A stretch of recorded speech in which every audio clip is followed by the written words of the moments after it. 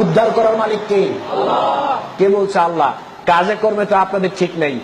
বিপদে পড়লেন, এক গ্লাস পানি নিয়ে হুজুরের কাছে গেলেন, গিয়ে বললেন আমার কাছেই ধরেন, অন্য হুজুরা রাগ করবে, আমাকে দিয়ে বোঝাতে হবে, তাহলে খেপবে না। আমার কাছে এসে বললো হুজুর আমাকে একটু পানি পড়া দেন। বললাম কি হয়েছে? বললো বাচ্চা 6 দিন ধরে প্রস্রাব করে না। তা আমি যদি আপনার ছেলেকে পানি পড়া দেই, আপনার ছেলে প্রস্রাব করবে, এটা আপনাকে বলছে কে? আমি হুজুর যদি আপনার ছেলেকে পানি পড়া দেই, আপনার ছেলের বিপদ আপদ কেটে যাবে, মাথা ব্যথা বন্ধ হয়ে যাবে, এটা আপনাকে বলছে কি? একটা দলিল দেন তো পারলে দেখান। নিজের সন্তানের জন্য নিজের বাপ মার দোয়াটাই কি সর্বশ্রেষ্ঠ দোয়া না? আপনার সন্তান বিপদে পড়েছে, আপনি সালাতে দাঁড়ান, আপনি এক গ্লাস পানি নিয়ে সূরা ফাতিহা পড়ে আপনি ফু দিয়ে বাচ্চাকে খাওয়ান, ভালো হওয়ার সম্ভাবনা আছে না ভাই? কিন্তু আমি পানি পড়া দিলে ভালো হবে, এটা আপনাকে বললো কে? আজকে কিছু গোমর পাস করে পরে যাব। আজকে আমাদের কিছু গোমর পাস করে পরে এখান থেকে যাব। দেখেন, আপনাকে আমি পানি পড়া দিই, পানি পড়ার সময় দেখবেন পরে আস্তে আস্তে ফু দেওয়ার সময় জোরে একটা ফু দেয় না, পরে আস্তে ফু দেয়, ফু জোরে দেয় পরে আসতে। কেন? এটা একটা গোমর আছে, যেটা আসতে পরে, এটা যদি জোরে পড়ে আর আপনি যদি শুনতে পারেন, তা আপনি হুজুরকে বলেন ধুর মিয়া, এটা তো আমিই পারি, আমার দেবো, আমি ফু দিব, আমার লাগতো না। হুজুর পরে সূরা ফাতিহা আর কিচ্ছু না, শুধু সূরা কি পড়ে? ফাতিহা পড়ে। আবার খেয়াল করেন, আপনাদের কিছু সমস্যা আছে। সেদিন একটা আমাকে বললো যে হুজুর আমার বাপ মা তো মারা গিয়েছে, কয়েক বছর হয়েছে, তো হুজুর আমার বাপ মার জন্য একটু দোয়া করতে হবে, চলেন। আমি বললাম কি ব্যাপার, আপনার বাপ মা কি এখনো জান্নাতে যায় নাই? প্রত্যেক বছরটা আমাদেরকে নিয়ে দোয়া করান জান্নাতে পাঠানোর জন্য, তার মানে এখন দোয়া করলে বোঝা যাচ্ছে যে আসলে জান্নাতে যায় নাই। কয় ভাই এটা কি বললেন? বললাম যে ভাই এত বোকামি করেন কেন? আপনার বাপ মার জন্য আমি কাবা ঘরের ইমাম সাহেব হতে পারি, আপনার বাপ মার জন্য কাবা ঘরের ইমাম সাহেব যদি দোয়া করে দোয়া কবুল হবে কোনো গ্যারান্টি নাই। হতেও পারে আবার নাও, কিন্তু সন্তান বাপ মার জন্য দোয়া করলে দোয়া কবুল হবে একেবারে 100% গ্যারান্টি। আপনি আপনার বাপ মার জন্য আমাকে দোয়া করতে বলেন কেন? লজ্জা লাগে নিজের বাপ মার জন্য দোয়া করতে? আচ্ছা, আরো কথা।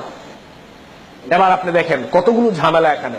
আপনি আমাকে বললেন দোয়া করার জন্য, আচ্ছা ঠিক আছে আপনার বাপ মার জন্য আমি দোয়া করব। এবার আপনি আমাকে বাড়িতে নিয়ে গেলেন খাওয়ানোর জন্য, এবার বাড়িতে পেট ভরে খাওয়াইলেন, খাওয়ানোর পরে এবার আমি আপনার বাপ মার জন্য দোয়া করছি, আপনার সামনে খাড়া। বাস্তবতা বাংলাদেশে যা চলেছে এখন চলছে, আপনার সামনে খাড়া, এখন আমি আপনার বাপ মার জন্য দোয়া করছি। দোয়াতে কি কান্না যে হুজুরে কাঁদে! নিজের বাপ মার জন্য হুজুর কাঁদে না, হুজুর আপনার বাপ মার জন্য কাঁদে। আসলে কাঁদে না, পুরোটাই অ্যাক্টিং, একটাও কাঁদে না, চোখ দিয়ে একটুও পানি আসে না কারণ আমি নিজে জানি না।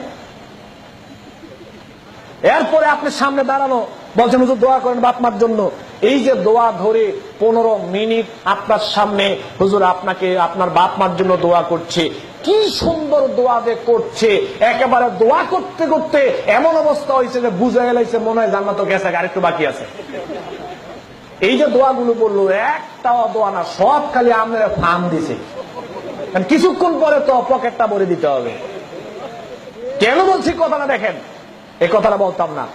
হুজুরের বাপ মার জন্য দোয়া করাইতে গিয়ে কয়দিন আপনাদেরকে দাওয়াত দিয়ে খাওয়াইছে? কেন খাওয়ায় না? হুজুরের বাপ মার জন্য দোয়া করার জন্য কেন আপনাদেরকে একদিনে দাওয়াত দেওয়া হয় না? আমরা হুজুররা ভালো করে জানি আমগো বাপ মার জন্য আমগো দোয়াটাই কাজে আসবে, আমনে করে আসবে। আপনারা বুঝেন না, আমগো দোষ নাই, হুজুরগো দোষ নাই, বুঝেন না তো আপনারা। হুজুররা কি করবো? হুজুররাও তো ঠেলায় পরে চাকরি চলে যাবে, বিদায় যেতে হয়। এখন আপনারাই তো হুজুরদেরকে বাধ্য করেন, দায়ী আগে আপনারা। এরপরে দেখেন হুজুরের দোয়ার প্রতি আপনি এত নির্ভরশীল, আপনি তো বুঝতে পারেন না। আমি বক্তব্য দিচ্ছি, আপনি জানেন আমার ইনকামটা হালাল না হারাম? জানেন আমার ইনকাম হারাম হলে মরার আগ পর্যন্ত দোয়া করলে আমি দোয়া, আমার হুজুরের দোয়া কবুল হবে না। আমি অনেক বড় বক্তা হতে পারি, কিন্তু আমার ইনকামটা যদি হারাম হয়, আমার নিজের বেলায় তো আমার দোয়া কবুল হবে না, আপনার বাপেটা তো পরের বেলায় আছে। আপনি জানেন আমি শিরিক করি কিনা? জানেন আপনি আমি শিরিক করলে আমার দোয়া কবুল হবে না, মৃত্যুর আগ পর্যন্ত দোয়া করলে দোয়া কবুল হবে না। আমি বেদাত করি কিনা আপনি জানেন? আমার বাপ মার সাথে সম্পর্ক ভালো না মন্দ আপনি জানেন? বাপ মার সাথে যদি আমি হুজুরের সম্পর্ক ভালো না থাকে, আমি হুজুর সারাদিন দোয়া করলে দোয়া কবুল হবে? রিদার রব্বু ফি রিদাল ওয়ালিদি ওয়া সাখাতার রব্বু ফি সাখাতাল ওয়ালিদি। রাসূল সাল্লাল্লাহু আলাইহি ওয়াসাল্লাম বলছেন যে এই সন্তানের বেলায় বাপ মা সন্তুষ্ট, আল্লাহ ওই সন্তানের প্রতি সন্তুষ্ট। এই সন্তানের প্রতি বাপ মা অসন্তুষ্ট, আল্লাহ সন্তানের প্রতি অসন্তুষ্ট। তো আল্লাহ যেই বেলার প্রতি অসন্তুষ্ট, সেই বেলার দোয়া করলে দোয়া কবুল হইব? বুঝেন না আপনারা, আপনারাই বুঝেন না। হুজুরদেরকে দোষে লাভ নাই, দোষ আগে আপনাদের। এই বিশ্বাসটা মন থেকে তুলে নিতে হবে যে যে কোনো দোয়ার বেলায় খালি হুজুরের দোয়া লাগবে, হুজুরের দোয়া লাগবে। সেদিন এই মোহাম্মদ আলী ভাই দেখলাম একটা প্রোগ্রামে সুন্দর কথা বললো যে সব দোয়ার সব মোনাজাতে খালি হুজুর লাগে, তো স্ত্রী সহবাসের দোয়া নেন না কেন? সব দোয়া যে খালি আপনার হুজুর লাগে।